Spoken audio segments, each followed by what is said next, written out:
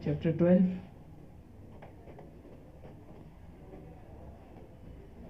Electrostatics. इस chapter में हम पढ़ने वाले हैं इलेक्ट्रिकल चार्जेस को पढ़ेंगे।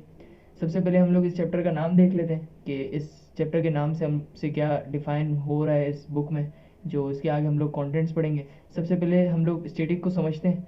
आप लोगों ने फर्स्ट ईयर की बुक में या इससे पहले भी आपने कहीं ये जिक्र शायद सुना हो कि हमने एक वर्ड पढ़ा होता है स्टेट्स हमने पढ़े होते हैं, उसमें एक रेस्ट होता है, एक मोशन का होता है।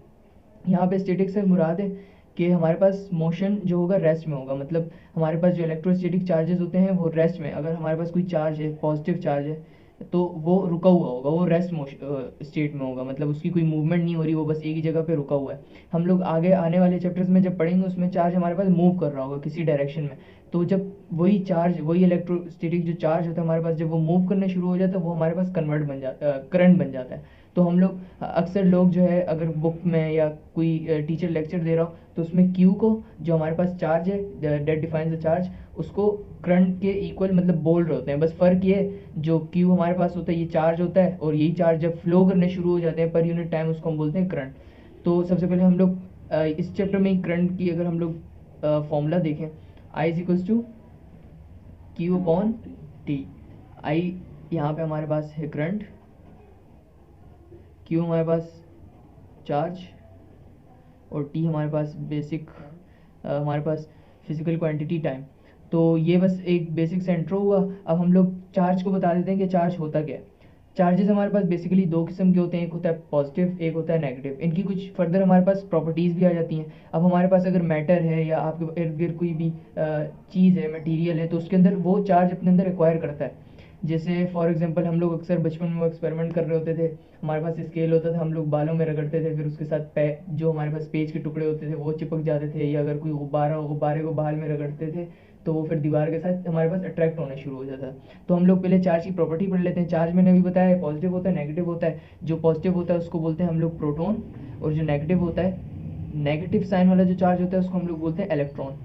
ठीक, तो मतलब चार्जेस हमारे पास दो किस्म के होते हैं। हमारे पास जो चार्जलेस चीज़ें होती हैं तो वो एक अलग केस आ जाता है। अभी हम लोग पहले चार्ज की प्रॉपर्टी देख लेते हैं। जब हमारे पास दो चार्जेस सेम साइन के होते हैं तो वो आपस में क्या करेंगे, जाहिर सी बात है, हमारे पास जब हमने 9 क्लास में एक लॉ पढ़ा था, law of Newton's law of gravitation, उसके अंदर हमने पढ़ा था कि जब हमारे पास दुनिया के अंदर, इस यूनिवर्स के अंदर अगर कोई दो बॉडीज़ हैं तो दो बॉडीज़ के दरमियान में एक फोर्स होगी, या तो अट्रैक्शन की या रिपल्जन की। इसी तरह हमारे पास कूलम्स लॉ इस चैप्टर के स्टार्टिंग में हम लोग पढ़ेंगे सबसे पहले, डेट इज कूलम्स लॉ।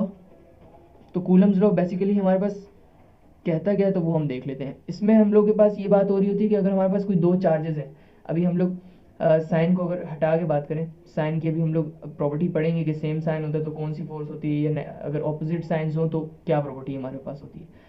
तो कूलम्स लॉ हमारे पास ये स्टेट करता है कि अगर हमारे पास दो चार्जेस हैं तो उनके दरमियान में एक फोर्स एग्जिस्ट करेगी हमेशा। तो फोर्स को दो तरह की होती है, एक होती है force of attraction, force of attraction, और एक है फोर्स ऑफ रिपल्जन। तो फोर्स ऑफ अट्रैक्शन से हमारे पास क्या मुराद है, अट्रैक्शन का मतलब आप सबको पता है, अट्रैक्शन का मतलब होता है मिलाव, जब दो चीज़ें एक दूसरे से अट्रैक्ट हों, एक दूसरे के करीब आएँ। तो यहाँ पे अट्रैक्शन, फोर्स ऑफ अट्रैक्शन का क्या मतलब है, जब हमारे पास दो चार्जेस होंगे और वो आपस में अट्रैक्ट हो रहे होंगे, वो एक दूसरे के करीब आ रहे होंगे। मैं एरो की डायरेक्शन से आप लोगों को समझ आ रही होगी। अब हमारे पास चार्ज अट्रैक्ट कब होते हैं, एक दूसरे के करीब कब आते हैं, जब वो ऑपोजिट साइन के होते हैं, या तो एक प्लस में होगा दूसरा माइनस में होगा, या तो पहला वाला माइनस का होगा दूसरा वाला प्लस का होगा। अब फोर्स ऑफ रिपल्जन में आए तो फोर्स ऑफ रिपल्जन में क्या होता है, हमारे पास चार्जेस एक दूसरे से दूर भाग रहे होते हैं। अगर दूर भागेंगे तो जो एरो की डायरेक्शन है वो ऑपोजिट हो जाएगी, अगर इसमें करीब आ रहे थे फोर्स ऑफ रिपल्जन में दूर जा रहे होंगे। अब अगर हम लोग चार्ज के साइन की प्रॉपर्टी की बात करें तो फोर्स ऑफ रिपल्जन तब होती है जब हमारे पास सेम साइन के जो चार्ज होते हैं उन दोनों के दरमियान, जैसे या तो दोनों प्लस होंगे या तो दोनों माइनस होंगे, तो इनके दरमियान एक फोर्स एक्ट करेगी जिसको हम बोलते हैं फोर्स ऑफ रिपल्जन। अगर ऑपोजिट साइंस होंगे तो फोर्स ऑफ अट्रैक्शन। अब कूलम्स लॉ ने जब ये अपनी स्टेटमेंट दी, तो स्टेटमेंट तो काफ़ी लंबी, हम लोग उसको एंड में लिखेंगे भी वर्डिंग में। पहले मैं फॉर्मूला इसका बता देता हूँ कि इसका फॉर्मूला क्या था, कि हम लोगों को उसी को आगे वर्डिंग में लिखना आसानी हो। सबसे पहले हमारे पास इसका फॉर्मूला कूलम्स लॉ का, जो आगे हर जगह आप लोगों के काम आ रहा होगा, मैं डायरेक्टली लिख लेता हूँ पहले, फिर हम लोग बाद में इसको डिस्कस करेंगे। इस चैप्टर 12 के स्टार्टिंग में ये बेसिक हमारे पास, इसके आगे काफ़ी न्यूमेरिकल्स भी होंगे तो वो भी हम लोग कवर कर रहे होंगे। ये कूलम्स लॉ का फॉर्मूला है। अब इसको आसान अल्फाज में मैं आपको समझाऊं तो यहाँ पे जो एफ है ये फोर्स है, हमने दो फोर्सेस का जिक्र किया यहाँ पे, फोर्स ऑफ अट्रैक्शन या फोर्स ऑफ रिपल्शन। दूसरा हमारे पास के क्या है, हमारे पास के हमें पता है जब भी हम लोग कोई फॉर्मूला डिराइव कर रहे होते हैं, कोई भी फॉर्मूला हो, F is equal to M A हो, जैसे हमारे पास एक formula F is equal to M A, तो यहाँ पे हमारे पास मास कांस्टेंट होता है। तो हम लोग जब कोई फॉर्मूला बनाते हैं, इक्वेशन बनाते हैं, तो उसमें एक कांस्टेंट टर्म होती है, तो यहाँ पे जो कांस्टेंट टर्म है उसको हम बोलते हैं के। तो ये यूनिवर्सल कांस्टेंट है, इसकी अपनी एक वैल्यू है, उसको भी हम आगे डिस्कस करेंगे। दूसरा हमारे पास Q1 और Q2, Q1 Q2 हमारे पास यहाँ पे रिप्रेजेंट करते हैं चार्जेस को, Q1 एक चार्ज फर्स्ट चार्ज और Q2 सेकंड चार्ज को। उसके बाद डिनोमिनेटर में हमारे पास आर स्क्वायर है, आर स्क्वायर हमारे पास रिप्रेजेंट कर रहा होता है रेडियस को। रेडियस से क्या मुराद, अगर हमारे पास दो चार्जेस हैं तो उनके दरमियान में जो डिस्टेंस है, आप सिंपल वर्ड्स में इसको बोल सकते हो, जो उनके दरमियान में डिस्टेंस होगा, अगर यहाँ से लेके यहाँ तक उनके सेंटर से उनके बीच जो जितना भी डिस्टेंस है उसको हम लोग बोलते हैं आर। तो आर का स्क्वायर यहाँ फॉर्मूले में, तो अब हम इसकी स्टेटमेंट लिखते हैं कूलम्स लॉ की।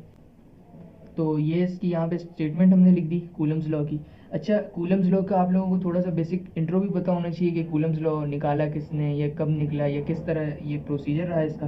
तो ये कूलम्स लॉ का मतलब, ये जब लॉ बना तो ये कोई एक्सपेरिमेंट हुआ था, इन्वेस्टिगेट करना था कि ये जो लॉ ऑफ फोर्स है, ये चार्जेस है, इनके दरमियान कोई फील्ड एग्जिस्ट करती है या कोई ऐसी ताकत एग्जिस्ट करती है। तो उस पर एक्सपेरिमेंट किया था किसने, हमारे पास एक बहुत बड़े साइंटिस्ट थे, चार्ल्स ऑगस्टिन डे कूलम। 1784 में उन्होंने जो है टॉर्जन बैलेंस के प्रिंसिपल को यूज़ करके ये एक्सपेरिमेंट किया, और जो है हमारे पास ये लॉ भी हम लोग पढ़ रहे हैं। इसकी स्टेटमेंट हम लोग पहले एक दफ़ा पढ़ लेते हैं, रीड आउट कर लेते हैं। The electric force between two static point charges varies directly to the product of charges with each charge and inversely with the square of the distance between them. हमने सबसे पहले यहाँ पे जब डिफाइन किया कि इस फॉर्मूले के अंदर क्या चीज़, कौन सा जो सिंबल है क्या रिप्रेजेंट कर रहा है, यहाँ पे दोबारा वही फॉर्मूला लिखा हुआ है। बात बताने की ये थी कि दो चार्जेस हैं, उनके दरमियान में एक फोर्स एक्ट कर रही है, उसको हमने नाम दिया एफ। अब उन दोनों के दरमियान कोई एक फासला भी तो होगा ना, कोई करीब होगा कोई दूर होगा, तो उस फासले को हम लोग आर बोल रहे हैं। Q1 और Q2 हमारे पास चार्जेस हैं, कोई पॉजिटिव है नेगेटिव है, ये दोनों पॉजिटिव भी हो सकते हैं, ये दोनों नेगेटिव भी हो सकते हैं। तो अब जो ये फोर्स है ना, ये फोर्स बराबर है इन दोनों चार्जेस के प्रोडक्ट के, और इन्वर्सली प्रोपोर्शनल है, डायरेक्टली प्रोपोर्शनल था प्रोडक्ट के, और इन्वर्सली प्रोपोर्शनल है जो इनके दरमियान डिस्टेंस है उसके स्क्वायर के। बस यही बात है समझाने की, आप फॉर्मूले को देख सकते हैं, यही देख के यही चीज़ बस यहाँ वर्डिंग पे लिखी हुई। तो ये कूलम्स लॉ था। तो अभी हम लोगों ने कूलम्स लॉ का मैंने बताया कि जो फोर्स होती है that is denoted by F, वो डायरेक्टली प्रोपोर्शनल होती है दोनों चार्जेस के प्रोडक्ट के। प्रोडक्ट का मतलब क्या होता है, उन दोनों का जो मल्टीप्लाई कर रहे होते हैं, जो हम लोग शुरू से मल्टीप्लाई पढ़ रहे हैं, तो प्रोडक्ट इसी को बोलते हैं। Q1 मल्टीप्लाई बाय Q2, बीच में डॉट है मतलब ये मल्टीप्लाई हो रहा है। दूसरा हमारे पास एक और, उसी स्टेटमेंट के अंदर एक और बात भी लिखी हुई थी कि डायरेक्टली प्रोपोर्शनल तो है चार्जेस के प्रोडक्ट के साथ, दूसरा वो इन्वर्सली प्रोपोर्शनल है उसके रेडियस के स्क्वायर के साथ। अब इस बात को हम लोग कैसे समझें, अब हमारे पास दो चार्जेस हैं, दो चार्जेस के दरमियान अगर कोई फोर्स है, वो फोर्स है डायरेक्टली प्रोपोर्शनल इन दोनों के प्रोडक्ट के। इस बात का क्या मतलब, ये चार्ज जितना ज़्यादा होगा उतना ही इन दोनों का प्रोडक्ट भी ज़्यादा होगा, क्योंकि जाहिर सी बात है जब हम एक नंबर को किसी के साथ मल्टीप्लाई कर रहे होते हैं तो वो एक बड़ी वैल्यू बन जाती है। तो अगर Q1 की वैल्यू ज़्यादा हो रही है तो इन दोनों का प्रोडक्ट भी ज़्यादा हो रहा है। जब प्रोडक्ट ज़्यादा हो रहा है, डायरेक्टली प्रोपोर्शनल का मतलब यही होता है कि अगर एक टर्म ज़्यादा हो रही है तो दूसरी भी ज़्यादा होगी, अगर एक कम हो रही है तो दूसरी भी कम होगी। इस बात का मतलब क्या है, अगर Q1 या Q2 में से दोनों भी कोई एक चार्ज ज़्यादा हो रहा है, अगर दोनों ज़्यादा हो रहे हैं तो जाहिर सी बात है प्रोडक्ट तो ज़्यादा होगा ही होगा। अब बात समझने की क्या है यहाँ पे, दोनों में से कोई भी एक चार्ज ज़्यादा हो या कोई भी दोनों ज़्यादा हो जाए तो इन दोनों का प्रोडक्ट ज़्यादा होगा। जब इन दोनों का प्रोडक्ट यानी मल्टीप्लिकेशन जब ज़्यादा हो जाएगा तो फोर्स भी इन दोनों के दरमियान बढ़ जाएगी। अब फोर्स दो तरीके की हो सकती है, या तो अट्रैक्शन, दोनों आपस में अट्रैक्ट हो जाएंगे, या तो एक दूसरे से दूर भाग जाएंगे, यानी कि फोर्स ऑफ रिपल्जन। दूसरी बात हमारे पास लिखी है F is inversely proportional to R का स्क्वायर, मतलब जो इन दोनों के दरमियान डिस्टेंस है उसको हम लोग आर से डिनोट करते हैं ना, तो उसके इन्वर्सली प्रोपोर्शनल है। अब इस बात का क्या मतलब, अब हमारे पास दो चार्जेस जितने दूर होंगे उनका रेडियस ज़्यादा होगा। रेडियस ज़्यादा होने का मतलब यही है ना कि उन दोनों के दरमियान फासला ज़्यादा होगा। जब इन दोनों के दरमियान फासला ज़्यादा होगा मतलब ये दोनों दूर हैं, अब दूर हैं तो इनके दरमियान जो फोर्स लग रही होगी वो कम होगी। और यही अगर रेडियस कम हो जाता है, ये रेडियस कम हो जाए, ये दोनों करीब आते जाएंगे तो इन दोनों के जो दरमियान फोर्स होगी वो बढ़ जाएगी। अब इस चीज़ को इन्वर्सली प्रोपोर्शनल का मतलब इसी बात को समझने के लिए हम इस तरह कि जब रेडियस ज़्यादा होगा तो फोर्स कम होगी। डायरेक्टली प्रोपोर्शनल में क्या हो रहा होता है, अगर एक चीज़ ज़्यादा हो रही तो दूसरी भी ज़्यादा होगी। चार्जेस का प्रोडक्ट ज़्यादा हो रहा था तो फोर्स भी ज़्यादा हो रही थी। अब यहाँ पे अगर रेडियस ज़्यादा हो रहा है तो फोर्स कम हो जाएगी, यहाँ पे इन्वर्सली प्रोपोर्शनल। इसका मतलब यही होता है, आप आगे भी जब किसी जगह पे पढ़ेंगे तो इन्वर्सली प्रोपोर्शनल का मतलब हर जगह ये होता है कि एक चीज़ ज़्यादा हो रही है, एक चीज़ कम हो रही है। तो यहाँ पे मैंने कॉन्सेप्ट भी आपको बता दिया कि जब दोनों चार्जेस दूर चले जाएंगे तो उनके दरमियान जो फोर्स होगी अट्रैक्शन या रिपल्जन की वो कम हो जाएगी, और वही चार्जेस अगर आपस में करीब हो जाएंगे, करीब आने का मतलब वो रेडियस कम हो जाएगा, रेडियस कम हुआ फोर्स ज़्यादा हो गई। अब इन दोनों जो हमारे पास ये इक्वेशंस हैं हम इसको इस तरह लिख लेंगे। अब इन दोनों इक्वेशंस को हमने कंबाइन किया,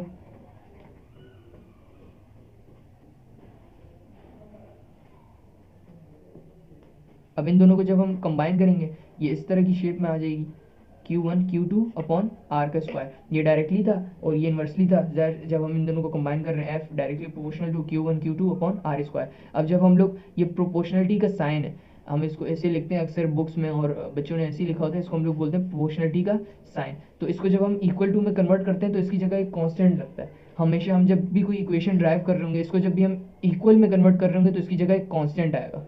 तो हम लोग लिख लेते हैं कांस्टेंट, कांस्टेंट यहाँ पे मल्टीप्लाई हो रहा होगा जो बाकी चीज़ है Q1 Q2 upon R square. अब इस इक्वेशन में हमारे पास कांस्टेंट है K। शुरू में मैंने आपको बताया कि यहाँ पे जो हम लोग K को बोलते ही यही है कि कांस्टेंट ऑफ प्रोपोर्शनलिटी। कांस्टेंट हमारे पास ये यहाँ पर K है और बाकी चीज़ हमने एज इट इज़ लिख ली, Q1 upon Q1 Q2 upon R का स्क्वायर। तो ये हमारे पास इसकी इक्वेशन कूलम्स लॉ की इस तरह बनाई जाती है। अब यहाँ पे हम लोग इसको फर्दर डिराइव कर सकते हैं किस तरह। यहाँ पे मैंने बताया कि K है तो K हमारे पास एक कांस्टेंट है। K जो कांस्टेंट ये फर्दर कुछ चीज़ों पर मुश्तमिल है जो हमारे पास पहले से बनी हुई है, तो हम उसको इस तरह K की हमारे पास ये इक्वेशन बनती है K is equal to 1/4 pi epsilon nought. अब पाई तो हमें पता है कांस्टेंट है, पाई की वैल्यू होती है 3.142। इस तरह हम इसको हर जगह लिखते हैं, या फिर 22/7 फ्रैक्शन में और ये डेसिमल में आप इसको चेंज करेंगे तो 3.142 ही होगा। तो पाई तो हमारे पास हमेशा यूनिवर्सल कांस्टेंट है, आप मैथ में यूज़ कर रहे हैं, आप फिजिक्स में यूज़ कर रहे हैं, पाई की वैल्यू हमेशा क्या रहेगी 3.142। अब यहाँ पे एक दूसरी टर्म आती है एप्सिलॉन नॉट, इसको हम लोग बोलते हैं परमिटिविटी ऑफ फ्री स्पेस। ये भी फर्दर हमारे पास एक कांस्टेंट के उसके ही अंदर आ जाता है, क्योंकि अगर हमारे पास एक कांस्टेंट टर्म है तो वो कांस्टेंट से ही डिराइव हो रहा है। नंबर तो हमें पता है कि जो नंबर्स होते हैं जैसे 1/4 ये कांस्टेंट है, नंबर है, और पाई हमारे पास 3.142 ये भी कांस्टेंट है, और ये कांस्टेंट हमारे पास है परमिटिविटी ऑफ फ्री स्पेस। अब इसको भी हम लोग आगे इस तरह का हम लोग एक और इक्वेशन है हमारे पास इस तरह करके, ये इसको हम बोलते हैं परमिटिविटी, इसको हम लोग बोलते हैं परमिटिविटी ऑफ फ्री स्पेस, और इसको हम लोग बोलते हैं relative permittivity of the medium.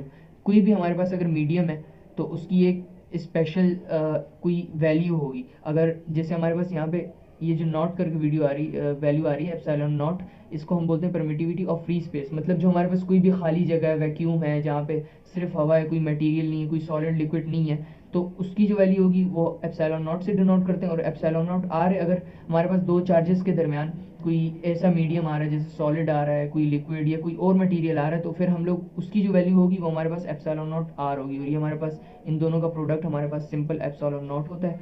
तो अब हम जब इस के की वैल्यू को इस फोर्स वाली इक्वेशन में जब पुट करेंगे तो ये कुछ इस तरह बन के आ जाएगी हमारे पास। ये देखना लाजमी नहीं है, ये एक अलग कॉन्सेप्ट है, हम बस कर रहे क्या है, ये जो के की वैल्यू थी आगे हमें इसको फोर्स की जगह पुट करना है, तो ये हमारे पास इस तरह बन जाएगा।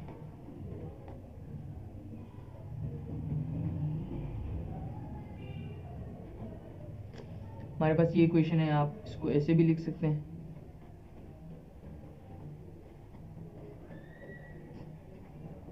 तो फाइनल हमारे पास ये इक्वेशन डिराइव हो गई।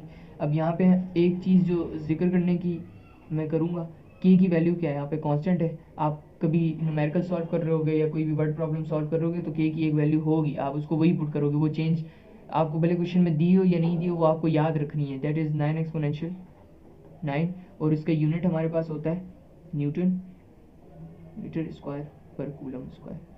ये यूनिट कैसे निकाला, ये हमने इसी फॉर्मूले से डिराइव किया। ये जो हमारे पास ये फॉर्मूला था, अब यहाँ इसको हम ऐसे लिख सकते हैं कि F R square upon Q1 Q2। किस तरह, के को हमें अकेला करना है ना, के की यूनिट चाहिए ना, हमें के की यूनिट चाहिए, जिसके साथ Q1 Q2 था ये यहाँ पे मल्टीप्लाई हो रहा था, वहाँ जाके डिवाइड हो गया, एफ के साथ जाके डिवाइड हो गया, यहाँ पे हमने डिवाइड कर दिया, और आर स्क्वायर डिवाइड हो रहा था, ये इक्वल टू के उस तरफ जाके मल्टीप्लाई हो जाएगा। अब हमें इन सब की यूनिट पता है, फोर्स की यूनिट होती है एन, आर की यूनिट होती है मीटर, मैंने आपको शुरू में बताया आर की यूनिट होती है मीटर, मीटर का square upon Q1 Q2, charge जो Q चार्ज को डिनोट करता है, चार्ज की यूनिट क्या होती है कूलम, और दो दफ़ा है क्योंकि दो चार्जेस है, दो दफ़ा कूलम, तो हम इसको इसलिए इस तरह लिख रहे हैं न्यूटन मीटर स्क्वायर पर कूलम का स्क्वायर, दो हैं तो ये इस तरह बन जाएगा कूलम का स्क्वायर, इसको हम ऐसे लिखते हैं। तो हमारे पास के की यूनिट इस तरह आती है। के बाकी कांस्टेंट है, आप कोई भी न्यूमेरिकल सॉल्व कर रहे हैं, कुछ भी कर रहे हैं, आपको चार्ज की वैल्यू दी होगी, आपको रेडियस दिया होगा, अगर आपको फोर्स फाइंड करनी है, ये दोनों वैल्यूज आपको गिवन है, ये तो आपको याद होगी, आप इसको पुट करना है, सिंपली आपको कैलकुलेट करना है और आपके पास आंसर आ जाएगा।